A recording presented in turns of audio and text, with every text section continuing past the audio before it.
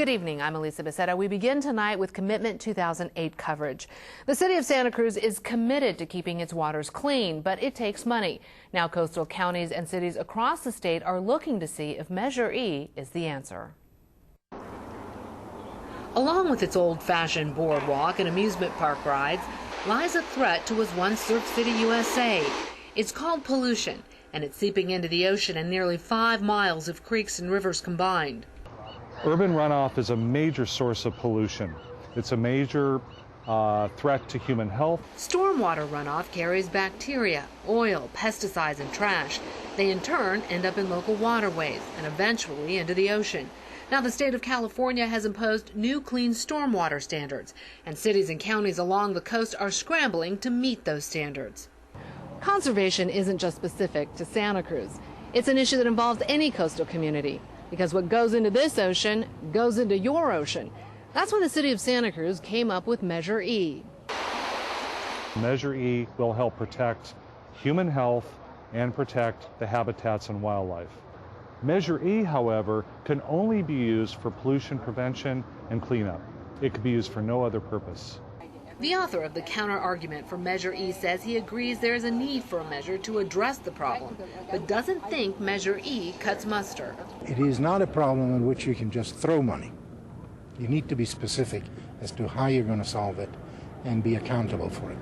Aldo argues Measure E is a forever tax that is not specific enough and should have a time limit. After that period of time, the voters can take a look as to whether the projects were actually put in place and executed, and then renew the tax if the projects were actually executed to do some more. The city of Santa Cruz hopes to raise $700,000 a year for pollution control. Here's how it would break down. Measure E is a parcel tax that needs a 2/3 vote to pass. It would cost voters $28 a year for parcels with a single-family dwelling, $94 a year for all other developed parcels, and $10 a year for undeveloped parcels. That money would go to clean city drain pipes and street inlets, education, diversion of trash to the wastewater treatment plant. Whether Measure E passes or fails will have a serious impact on the future of Santa Cruz and the waters that are so much a part of its landscape.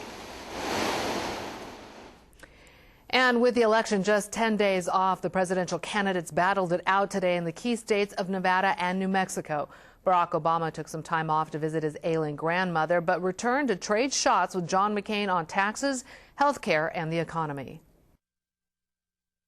Because when it comes to the policies that matter for middle-class families, there's not an inch of daylight between George Bush and John McCain. The answer to a slowing economy is not higher taxes. Meanwhile, many states saw long lines of Americans as early voting gets underway. And thousands of voters in Colorado haven't received their ballots in the mail because of a printing problem. Denver election officials say more than 11,000 ballots were never mailed to voters because the company in California, Sequoia Voting Systems, didn't print them. The same company was responsible for a software glitch in November 2006 that kept voters waiting in lines for hours. A spokesperson for Sequoia has admitted the mistake and says the ballots will be in the mail by Monday. Elections officials say voters should have the ballots by Wednesday, but they have to be mailed back by Friday.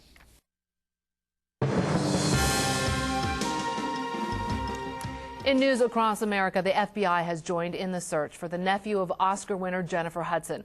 The 7-year-old hasn't been seen since the mother and brother of the Dreamgirls actress were found dead in the South Side Chicago home Friday. Tonight, the boy's mother made a plea for his safe return. Kristen Dahlgren has the latest. At the Chicago church where Oscar winner Jennifer Hudson once got her singing start, today the star's sister made a public plea. All I ask, I don't care who you are, just let my baby go. One day after Hudson's mother and brother were shot to death in her mom's South Side home, the singer's nephew, 7-year-old Julian King, is still missing. William Balfour, Hudson's sister's estranged husband, is in custody. But Balfour, who's on parole after serving time for attempted murder, hasn't been charged with